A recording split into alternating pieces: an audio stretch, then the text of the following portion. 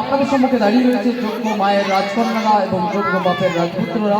তো এরা কি শিখেছে দিনিয়াত মক্তবের মাধ্যমে 1 বছর যাবত, তা আপনাদের সম্মুখে প্রশ্ন উত্তর পর্বের মাধ্যমে দেখানোর চেষ্টা করবো। আচ্ছা বাবু, সকলে একসাথে সালাম দেওয়া দেখি।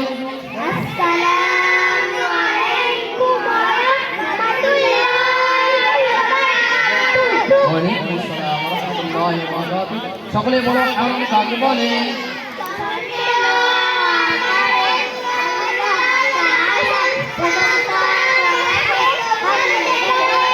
মাশাআল্লাহ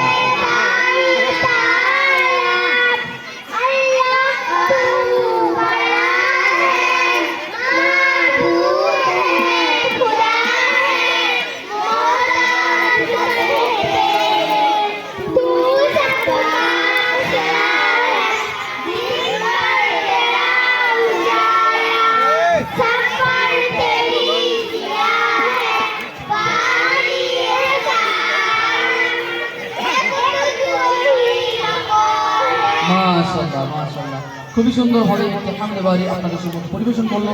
এরকম হামদ নাম নজম যদি আমাদের সন্তানরা পড়তে থাকে, তার ভিতরে আল্লাহ আল্লাহ রসুলের নাম থাকে, এই নামগুলো যত মুক্তি উচ্চারণ হবে তাদের অন্তরকে আলোকিত করবে এই গজলের মাধ্যমে। এবং তার সাথে সাথে এরা কোরআনের আলো শিখছে এবং কোরআনের আলোয় এদের জীবন আলোকিত হচ্ছে। ইনশাআল্লাহ আগামী প্রজন্ম আমাদের নিঃসন্দেহে আলোকিত। সকলে একসাথে বলো যে কি মিম সেকেন্ডের কায়দা কয়টি?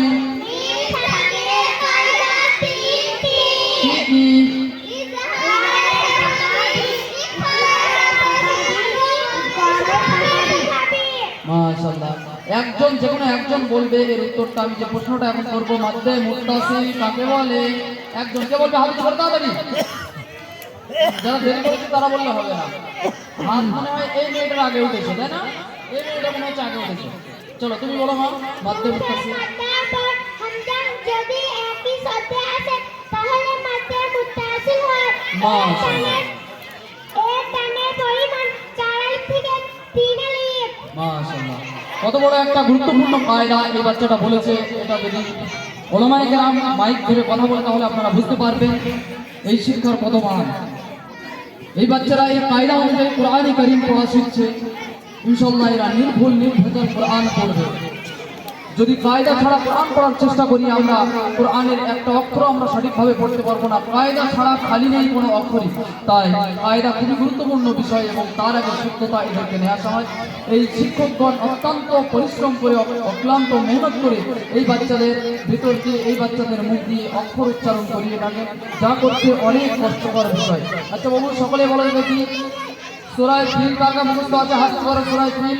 মাশাআল্লাহ, এই বাচ্চাদেরকে 21টি সূরা মুখস্থ করানো হয়। তার এক ঝলক আপনাদেরকে